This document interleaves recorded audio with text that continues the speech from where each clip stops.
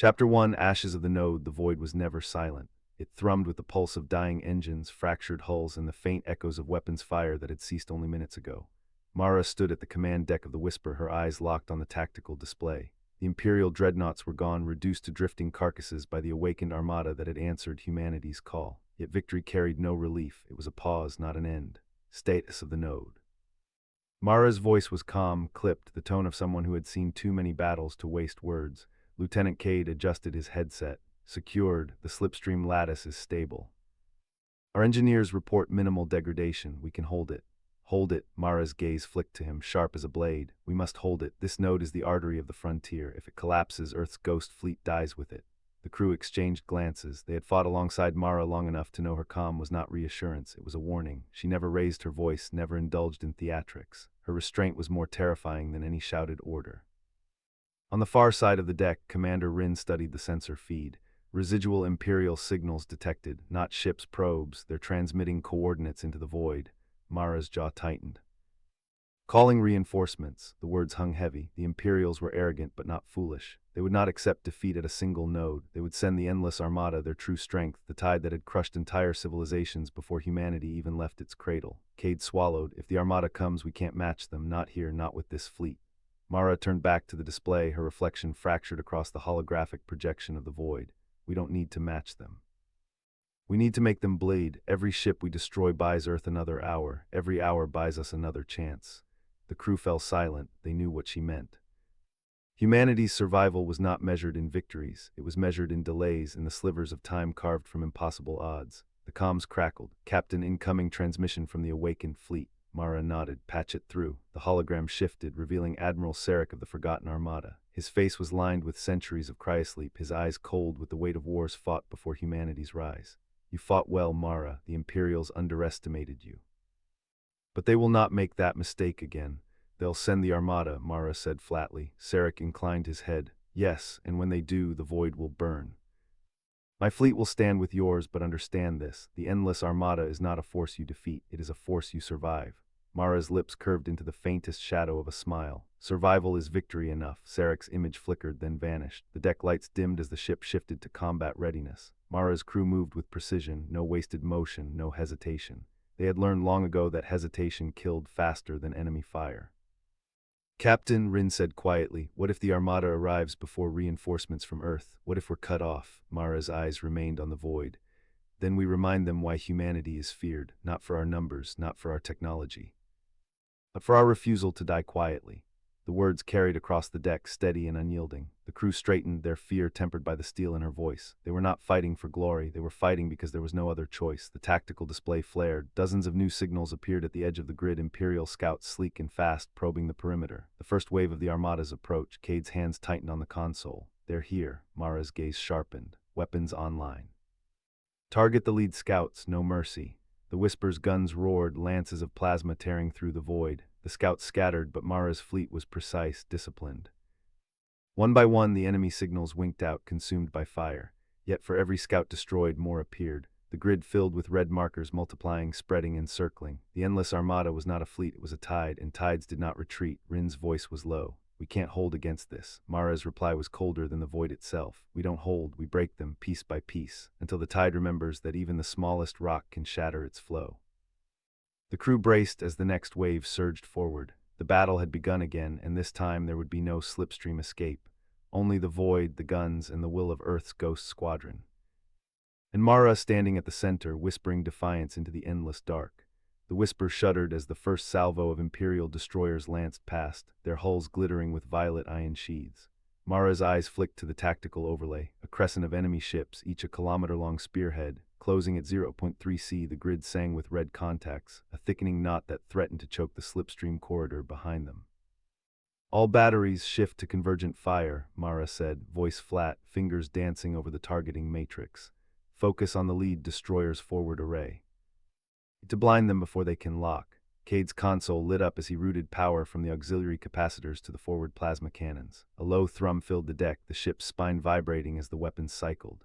Convergent lock acquired, 3 seconds to impact. The Whisper's bow erupted in twin lances of blue-white plasma, each bolt carving a clean channel through the void. The lead destroyer's shields flared, a ripple of amber that absorbed the first strike before buckling under the second.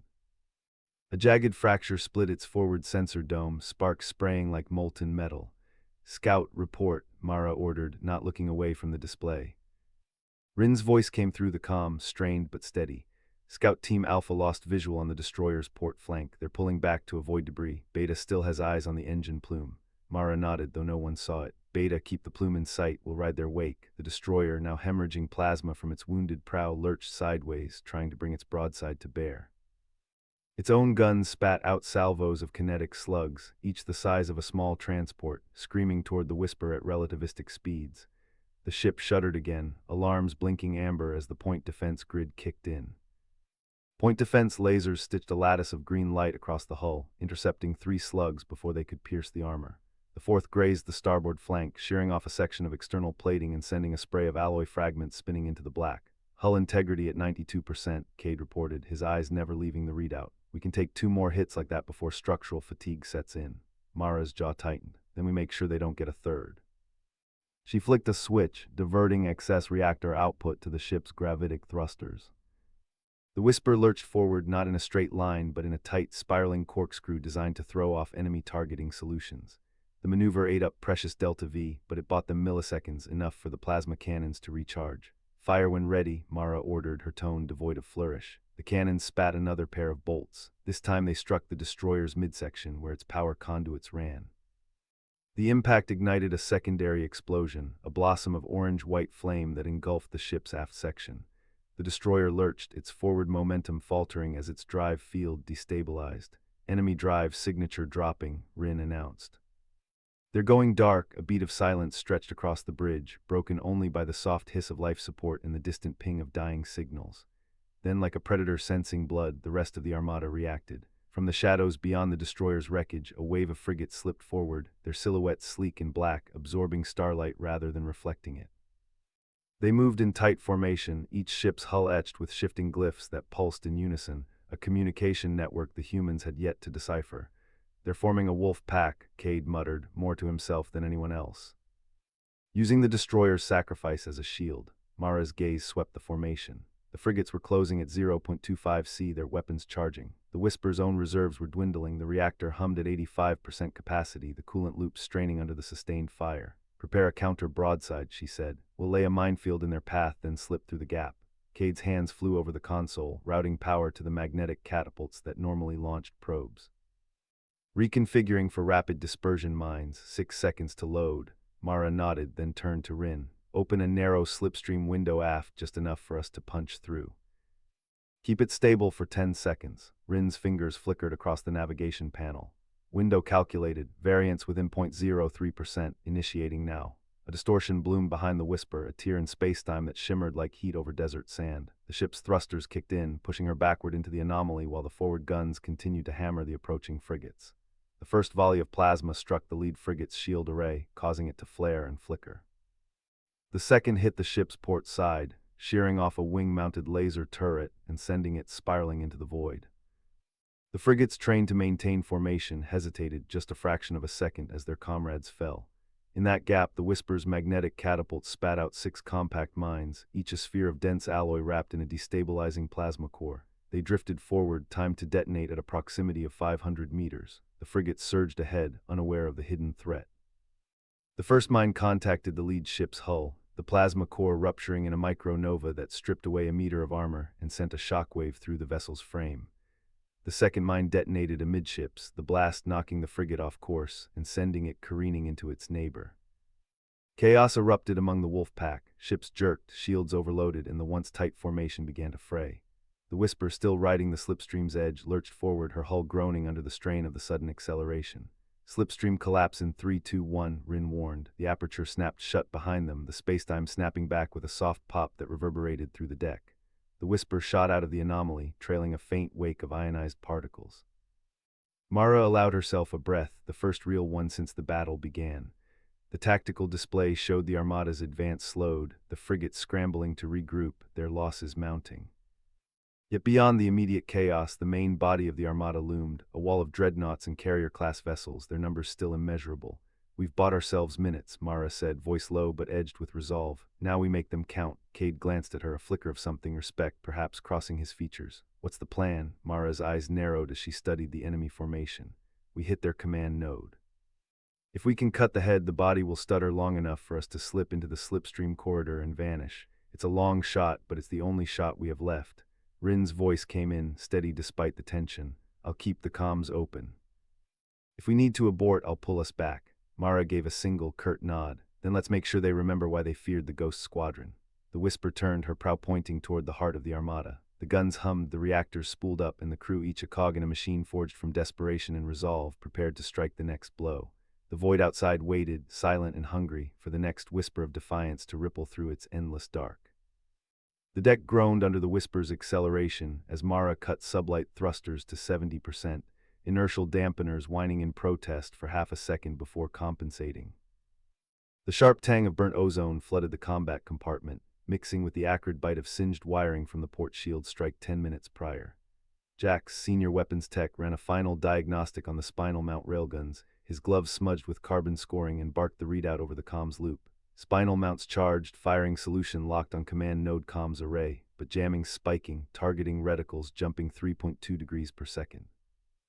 We'll miss by a click minimum if we fire now.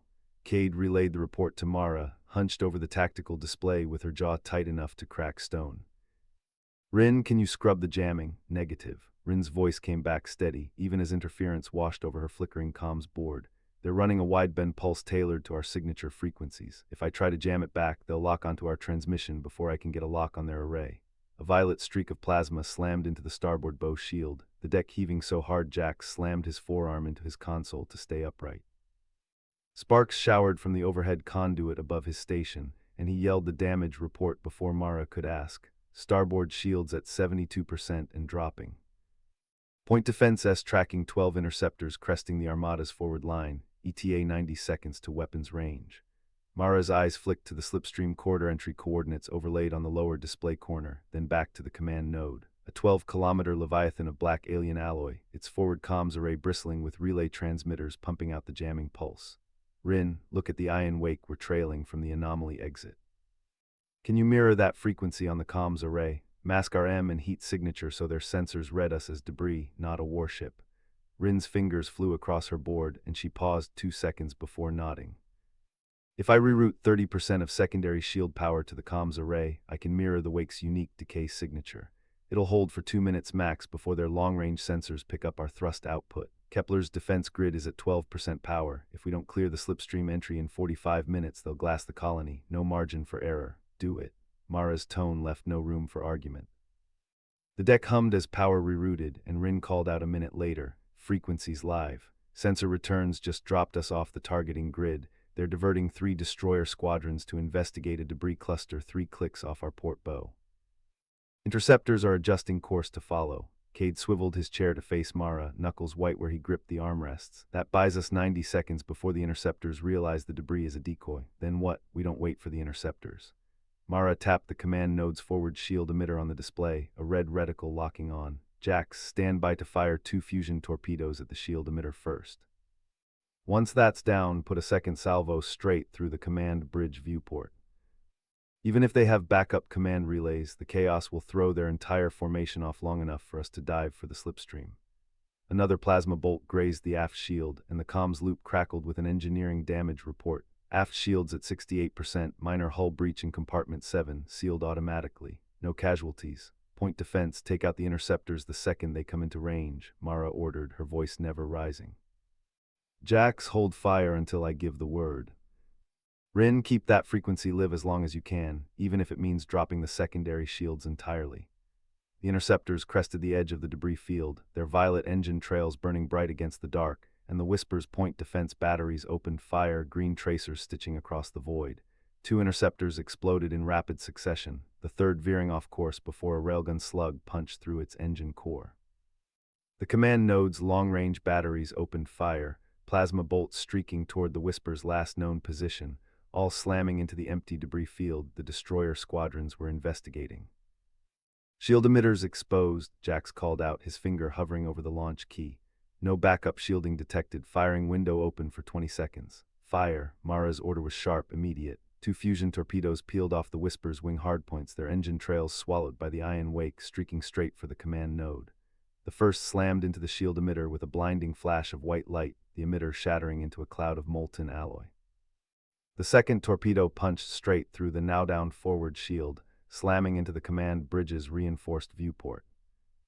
For half a second, the tactical display caught a glimpse of the alien bridge inside, crimson emergency lights flashing, figures scrambling across the deck, before the explosion blossomed outward, sending a shockwave that rippled through the entire Armada formation.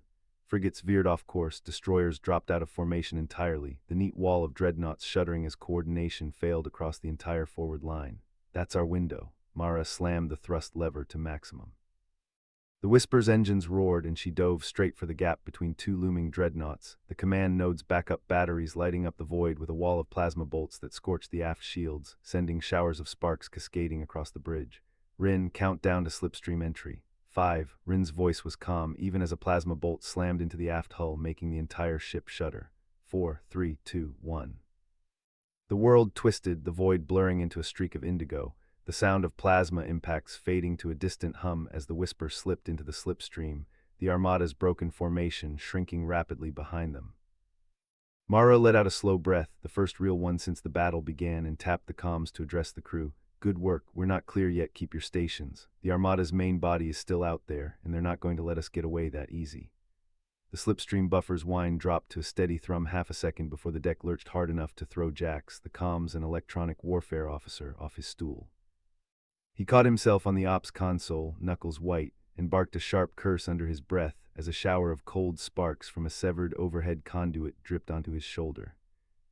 Shields at 62%, aft hull breach sealed, but the heat sink still venting at 120% capacity, he reported, flipping a row of blown fuses back into place with the heel of his hand.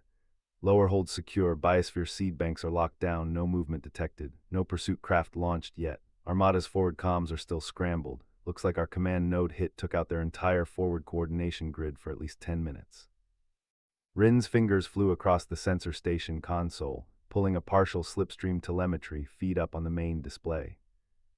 Jagged red signatures bloomed across the void behind them, the Armada's broken formation knitting back together faster than anyone had predicted.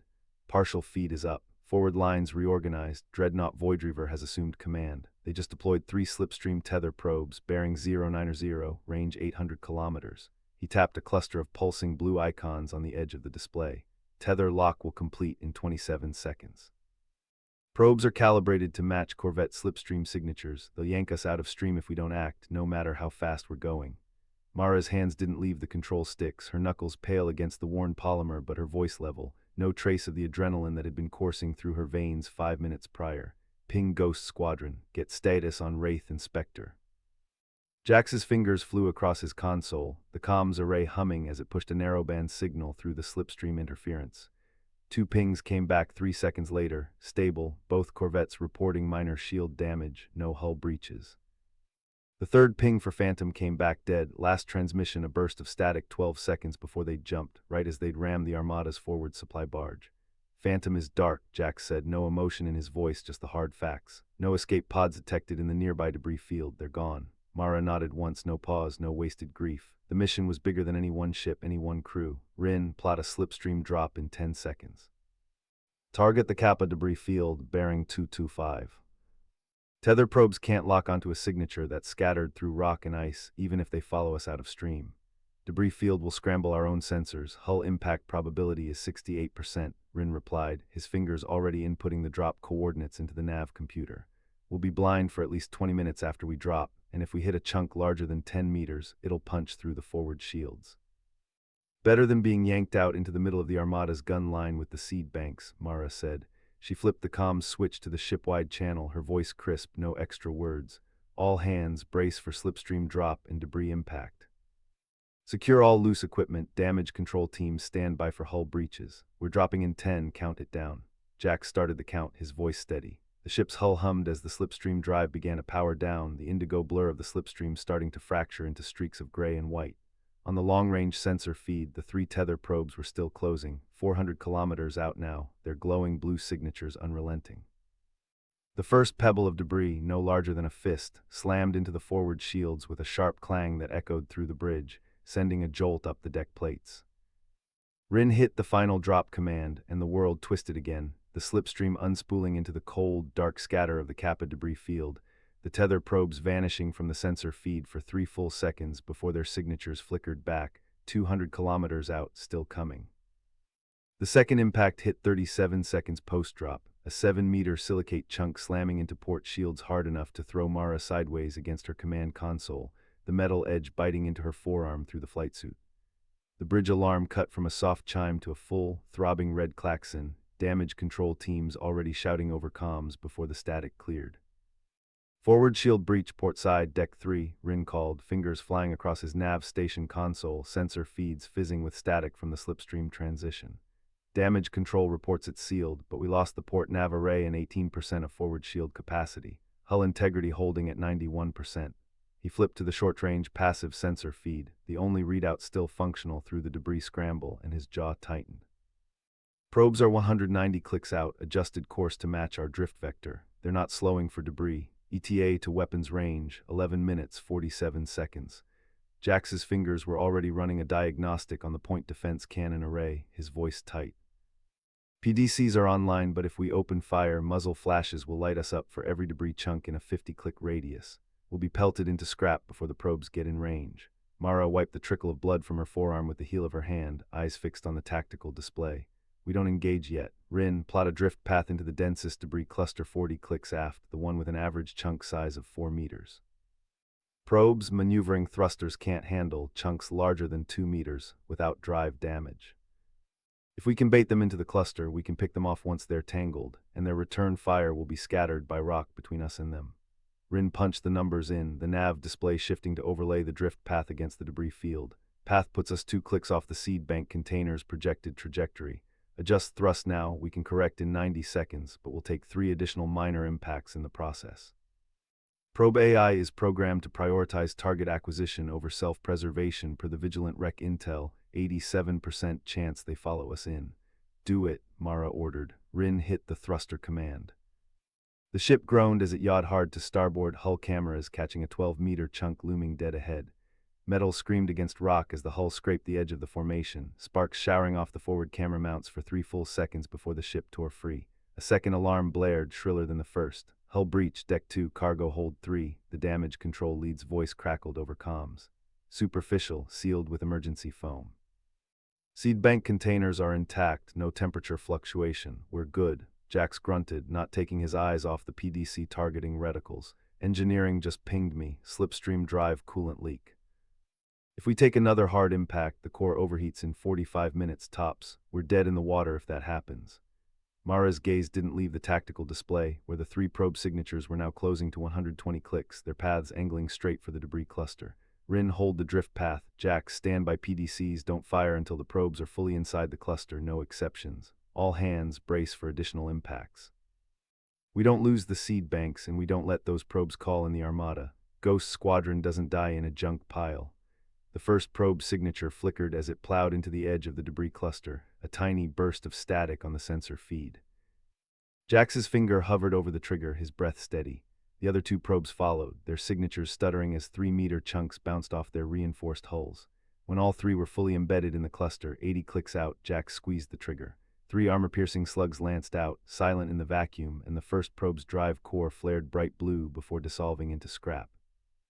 The other 2 jinked hard, but the debris between them and the Ghost Whisper scattered their return fire into harmless pings against the forward shields. We need to write Chapter 6 of 12 for Episode 8.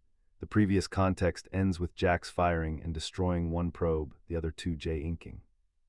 Chapter should continue from there. Must be 800-100 words, military sci-fi, high-tension, crisp dialogue, no CLKs. Focus on macro to micro scale, human versus alien. The Ghost Whisper is damaged, coolant leak, seed banks intact. They need to survive and not let probes call Armada. Continue action. Chapter 6, the second probe's return fire carved a molten trench across the Ghost Whisper's forward shield, the impact tremor rattling through the deck plates. Mara's hands flew across the tactical console, rerouting power from the point defense capacitors to the emitter matrix. Shields at 63%. "Jax, that last shot came from a lateral emitter. They're bracketing us." Jax didn't answer. His targeting reticle tracked the second probe as it used the debris field like a slalom course, weaving between 3-meter chunks of hull plating. The third probe had gone silent, its emissions signature dropping to near zero, which meant it was either dead or running on passive sensors and building a firing solution. He squeezed off 2 more rounds. The first slug clipped a piece of debris and spiraled off into the void. The second punched through the probe's secondary antenna array, sending a spray of fragments across the optical sensors. Got it maneuvering, Rin said, her voice tight. The quiet one, it's drifting behind that refueling station wreckage. I think it's trying to get a clear line on our engineering section. Mara pulled up the structural schematic. The coolant leak was already yellow-tagged on the engineering display, a slow drip from the primary conduit. If the probe scored a hit there, the core would go critical in under 60 seconds. She keyed the shipwide intercom. Engineering, prep emergency coolant injection, manual override only. If we lose power, you dump the reservoir into the primary loop and seal the compartment. No questions. The reply came back distorted through the damage to the internal comms. Copy, Captain. Ready on your mark. Jack snapped off a third shot, but the second probe had already adjusted its trajectory, using a debris cloud as a shroud. The slug passed through the cloud and missed by 10 meters. It's learning our fire cadence, he said, his voice flat. I need a different angle. I can give you a 5-degree roll starboard side, Rin said, her fingers already dancing across the maneuvering controls. But that exposes our ventral section to the third probe if it's repositioned. Mara made the call in half a second. Do it. Jax, as soon as we roll, fire the PDCs on a 3-round burst aimed at the debris cloud's center of mass. If the probe's inside it, we hit it. If it's not, we kick up enough dust to blind them both. The ghost whisper groaned as it rotated, the damaged coolant line venting a thin plume of vapor into space. Jax's targeting reticle settled on the debris cloud, now framed by the starboard sensor array. He fired 3 rounds in rapid succession. The first 2 punched through the cloud, no impact signature. The third hit something solid. A flash of orange light bloomed inside the cloud, followed by a secondary explosion as the probe's power core ruptured. 2 down, Rin said, a note of relief in her voice. The third is still drifting. I'm not getting any active emissions from it. Mara studied the tactical feed. The third probe's signature was a faint thermal ghost, slowly tumbling through the debris field. It could be a decoy, or it could be running on backup batteries, waiting for them to let their guard down. She didn't take the bait. Maintain course, Jax, keep PDCs hot. Rin, calculate an intercept trajectory to the nearest gas giant. We need to dump this coolant before it reaches the yellow line. That'll take us 20 hours at current drift, Rin said. We'll be inside the Armada's patrol radius for the first 8. Then we make those 8 hours count, Mara said. She turned to the comms station. Status on the seed banks. The crewman at the biomonitoring console looked up. All containers green, no temperature variance, no radiation spikes, the emergency foam held. Mara allowed herself a single breath of relief. The seed banks were the only reason they were out here, the last physical trace of Earth's biosphere. If they lost those, the mission was over. She turned back to the tactical display where the third probe continued its silent tumble. Rin, keep an eye on that one.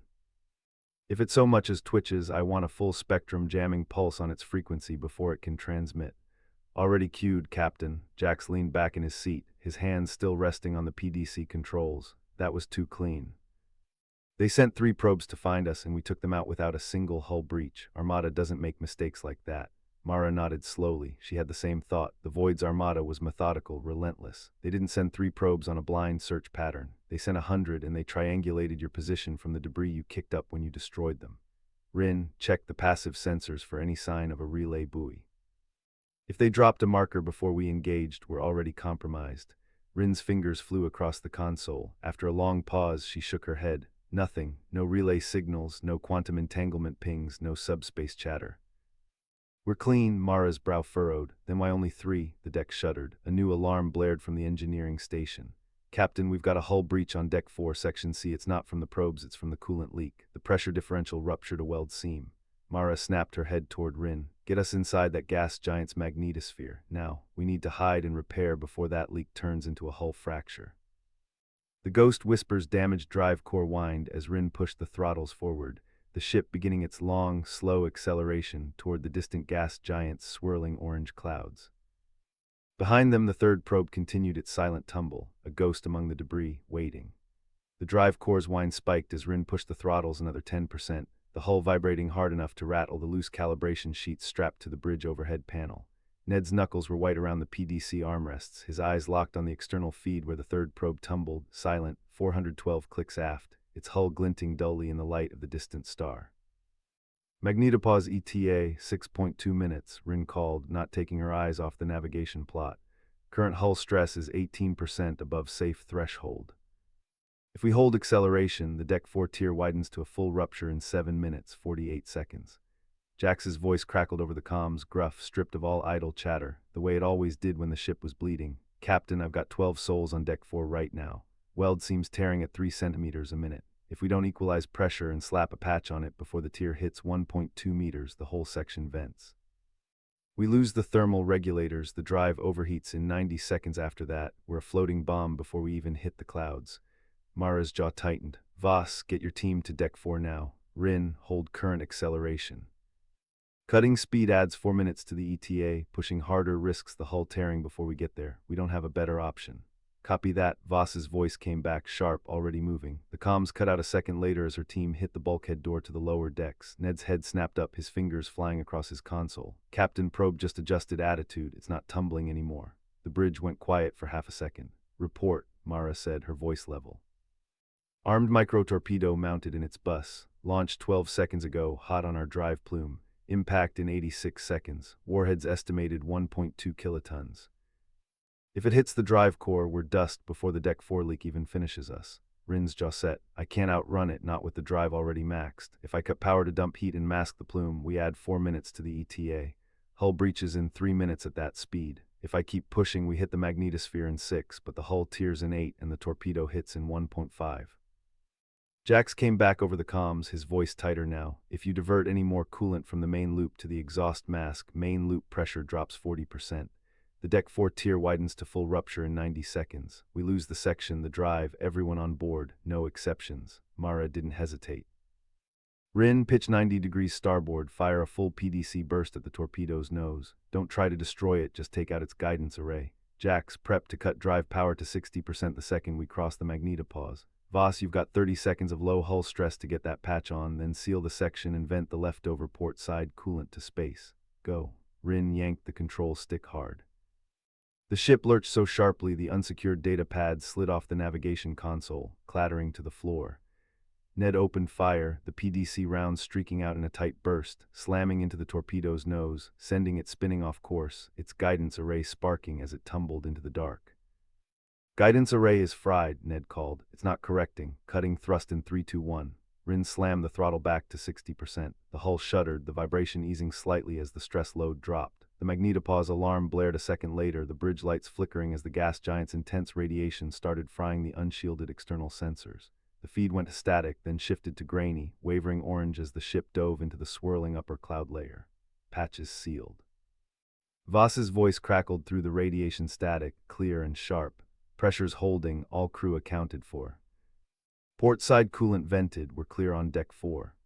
The grainy external feed showed the torpedo spinning into the denser cloud layers a second later, its fried guidance sending it careening 10 clicks off course before it detonated, the shockwave absorbed entirely by the gas giant's thick atmosphere. The bridge went quiet, save for the hum of the backup systems and the constant crackle of radiation interference on the comms. Rin pulled up the probe's transmission log. The narrowbeam signal it had broadcast the second the first 2 probes were destroyed. It was a single string of quantum-entangled coordinates pointing to the dead ice giant system 12 light-years out, the one the Ghost Squadron had scouted 3 months prior, the one where they'd lost the corvette Wraith to avoid ambush.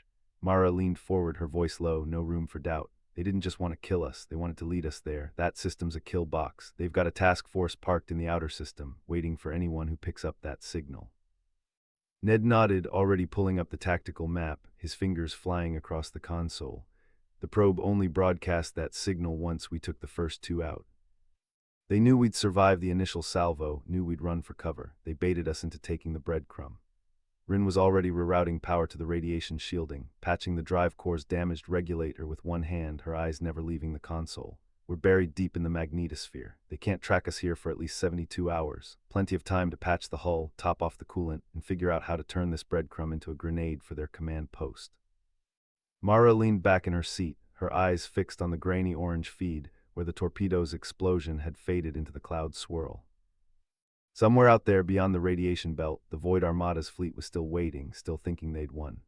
She allowed herself a thin, cold smile. They just handed her the first real chance to hit them where it hurt. Chapter 8, the kill box turns. The Ghost Squadron's frigate Spectre hung silent in the magnetosphere's crushing radiation, its hull plates glowing faintly from the stress.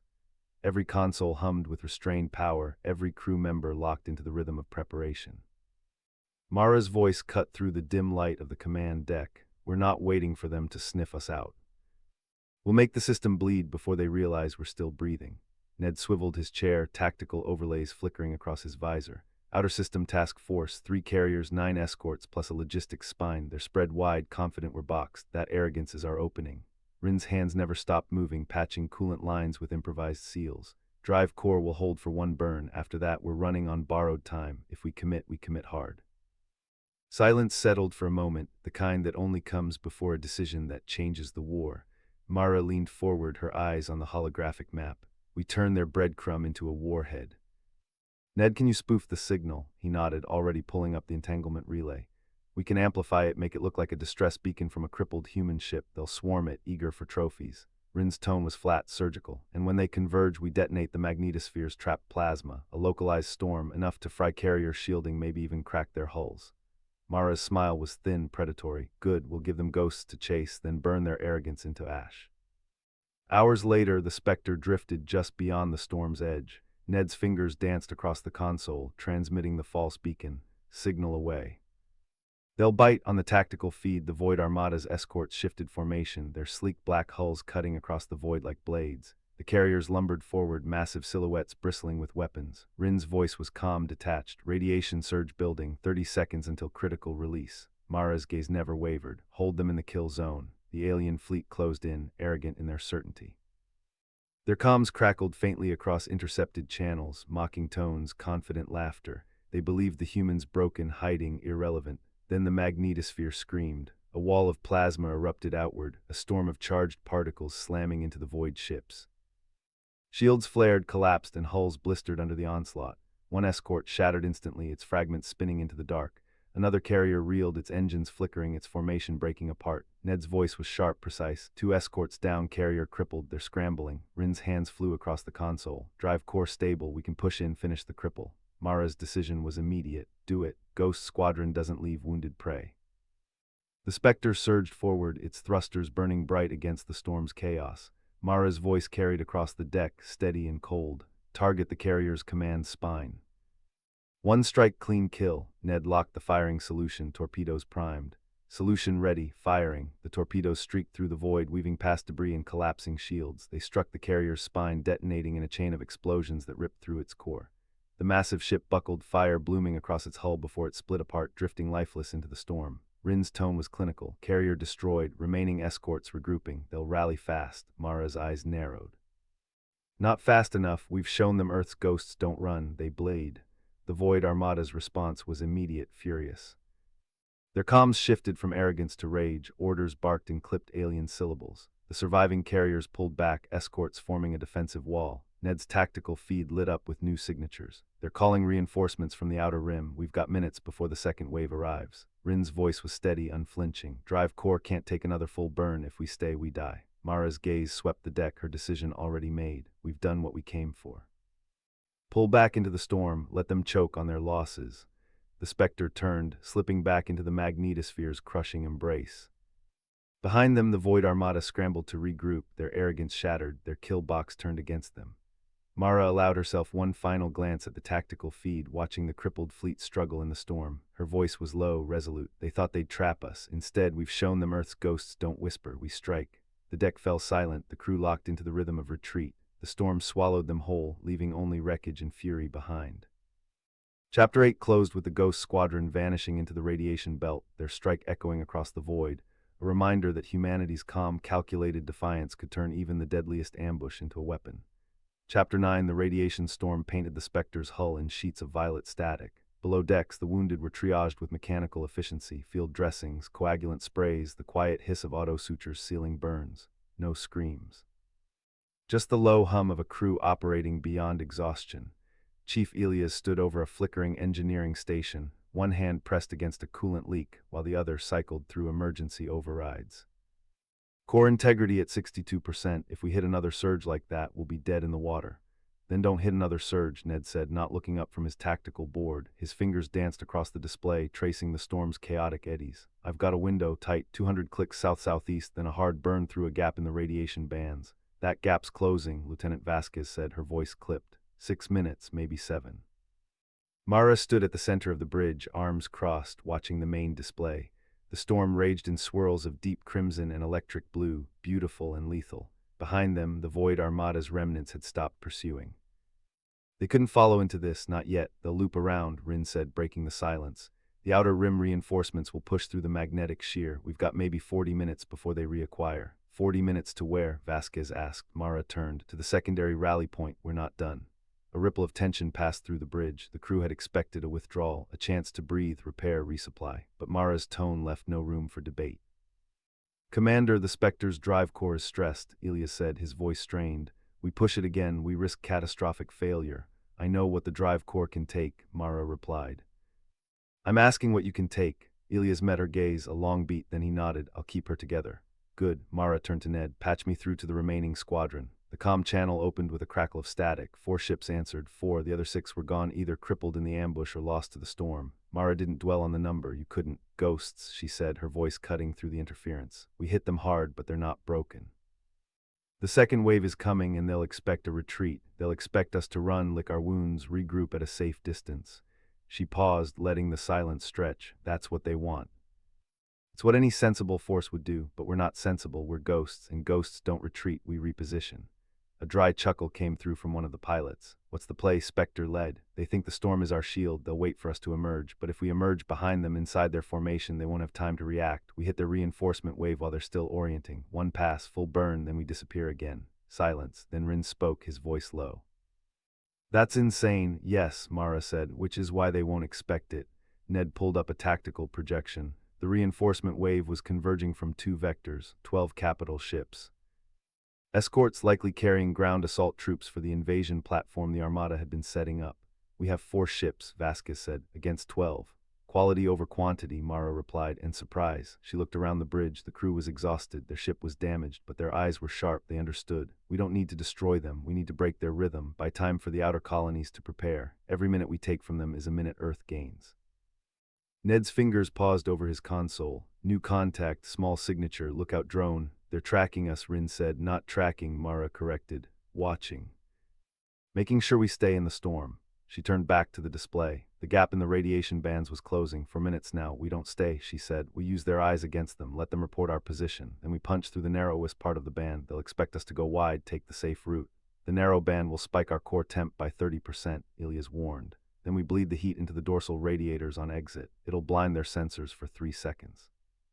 That's all we need. She turned to face the crew fully. No grand speech, no theatrics, just a commander who had already made peace with the cost. Set course, full burn in 90 seconds.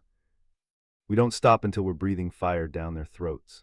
The deck hummed with renewed energy. Hands moved across consoles. Alarms were silenced. The Spectre angled her nose toward the storm's heart. Ilias muttered to himself, recalibrating the drive sequence. Vasquez locked in firing solutions for weapons that would barely have time to cycle.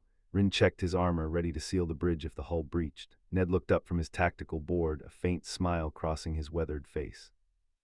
They think they've cornered us. Mara's hand rested on the command rail. They've never faced ghosts before. The countdown hit 0. The Spectre's drive screamed. And the storm parted before them like a wound opening in the fabric of space. The radiation band snapped shut behind the Spectre like a cauterized wound, and the bridge was thrown into a strobing red glare before the emergency lighting stabilized. Core temp spiked to 127% of operational limit before Ilia's fingers slammed the heat bleed override. Dorsal radiators flared so bright they washed out every external feed for 2.7 seconds, exactly the window Mara had calculated, down to the 10th. On the Krellick High Command Spire Harrower, Fleet Lord Vorath leaned back in his command chair, the jagged scar across his jaw twisting into a sneer as his senior sensor officer reported the human frigate's signature vanishing into the radiation band. Scavenger trash, he rumbled, tapping the hollow display showing the storm's sealed edges. Thought it could hide in our own sensor dead zone. Flush it out once the band dissipates, mount its hull on the fleet's prow as a warning. The words died in his throat when every sensor on the Harrower went pure white. What is this? Vorath barked, slamming a fist onto the armrest.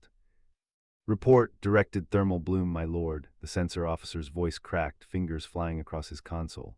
Source is the human frigate radiator bleed. They dumped all excess core heat directly into our sensor array the second they cleared the band. We're blind for, the harrower shuddered so hard Vorath's command chair tilted sideways.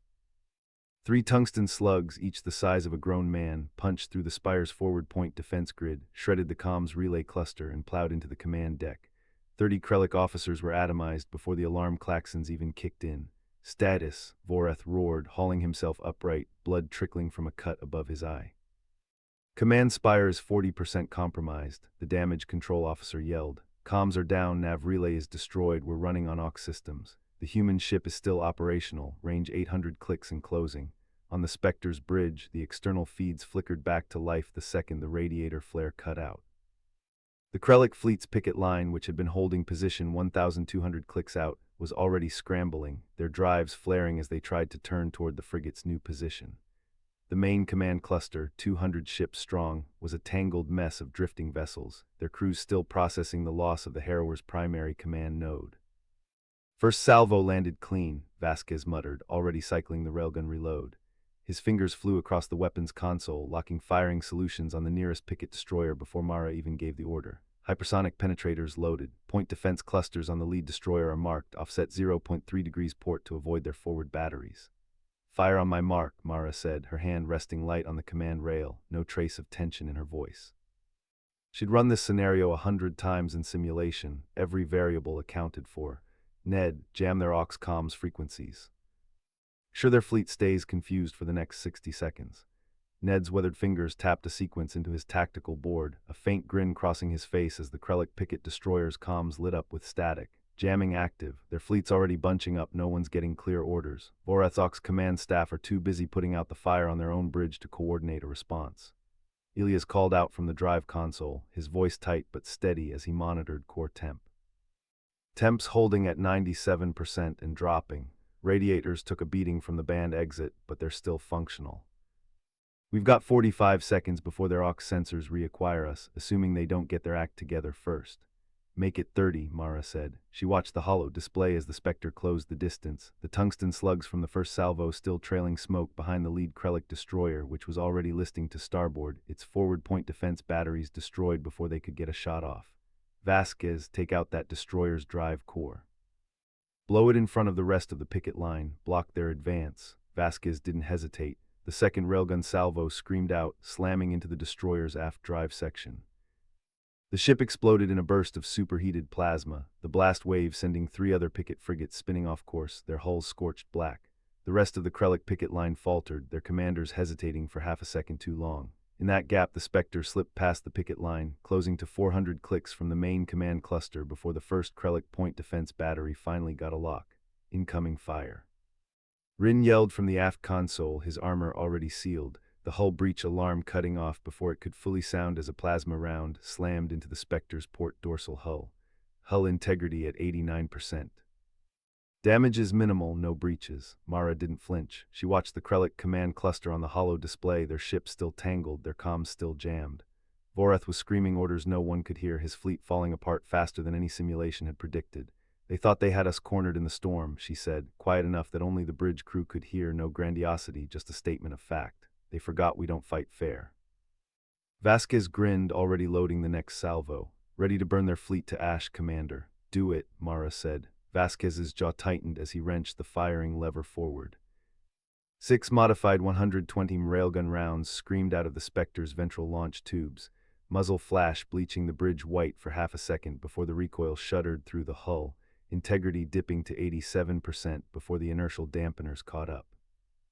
The rounds weren't standard tungsten, tipped with stolen Krellic phase disruptor charges scavenged from the frigate. They'd gutted 3 jumps back. They tuned to short outpoint defense tracking arrays 0.2 seconds before impact. No countermeasure the Krellic had fielded could lock on fast enough. Salvo away, Vasquez muttered, already cycling the reload racks. Time to impact, 12 seconds. On the Krellic flagship Krellic Wrath, Vorath slammed his fist into the command console so hard the polycarbonate cracked. His picket line was gone, 3 frigates spinning dead in the void, the human stealth corvette hanging 400 clicks out where his sensors had only just painted it. All point defense batteries bear on that target, he roared, his translator glitching with rage. Turn it to scrap before it can fire a second vol, He cut off as the tactical officer screamed, so loud it overrode the bridge alarms. Incoming rounds. 6 hypersonic, no lock possible. The first round slammed into the lead command cruiser's forward sensor array 10 seconds later, blinding it instantly. The second punched clean through its unshielded port hull, detonating in the engineering bay. The cruiser listed hard, drifting directly into the line of fire of the third command cruiser's forward plasma batteries. Before the Krellick Wrath's crew could correct the aim, a salvo of superheated plasma slammed into their own bridge, blowing out the forward viewport and killing 17 crew members in an instant. The third round hit the Krellick Wrath's point defense control node, shearing through the armored plating and turning the entire battery grid into a cloud of molten slag. The fourth and fifth rounds vaporized 2 escort frigates that had broken formation to intercept the Spectre, their hulls bursting into bright orange fireballs that lit up the void for 200 clicks in every direction.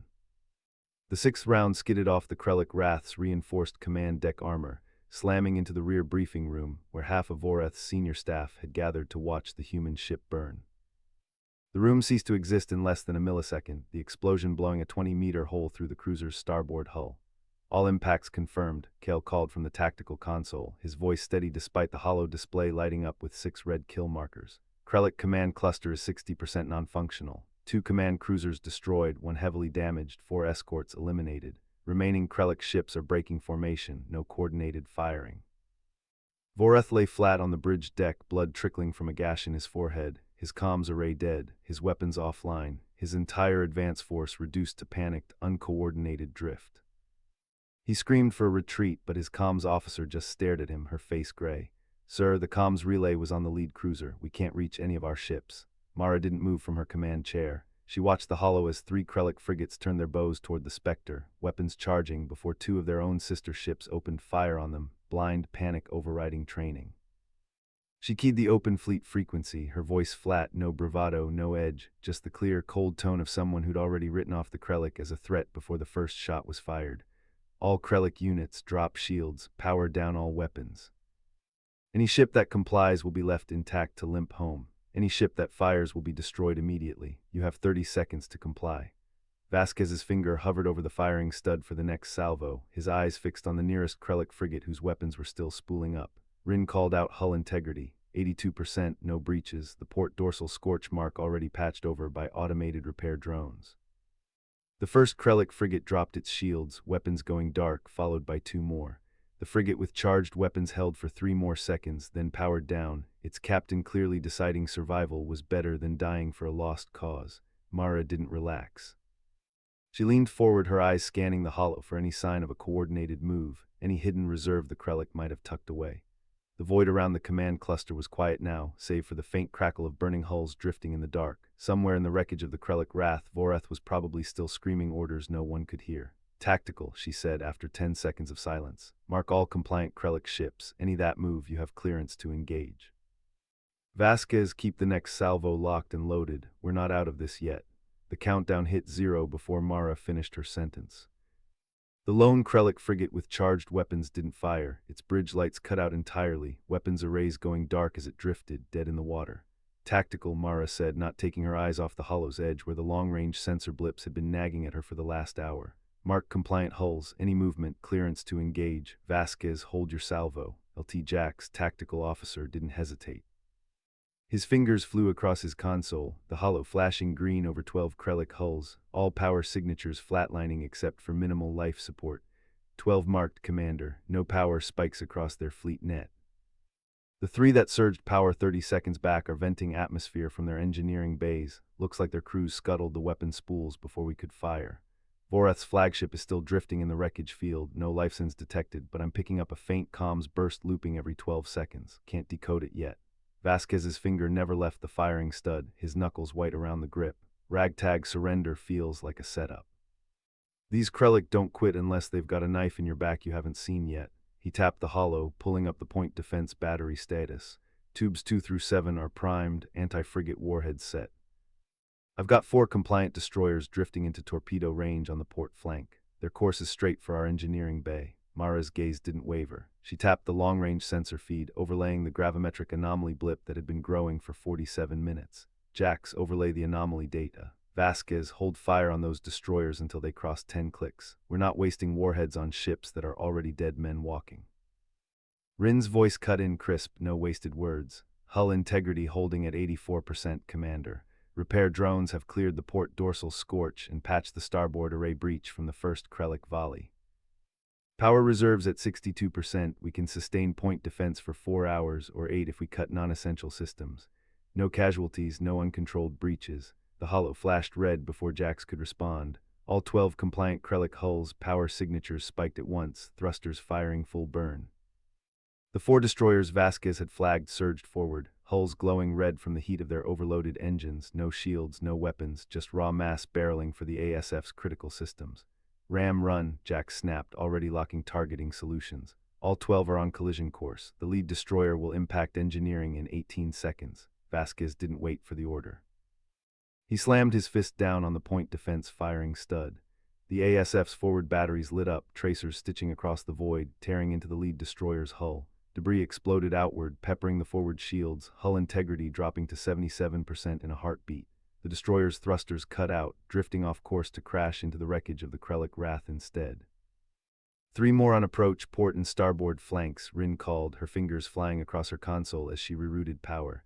Shields are holding, but we can't take more than 2 direct impacts before we lose main power. Mara's voice was still flat, no rise in pitch, no fear. Vasquez switched tubes 2 through 7 to the Harvester hiding in the dust cloud off the ecliptic. Jax, target the remaining ram ships, prioritize the ones heading for the bridge in the FTL drive. We don't need to take out all of them, just enough to break their formation.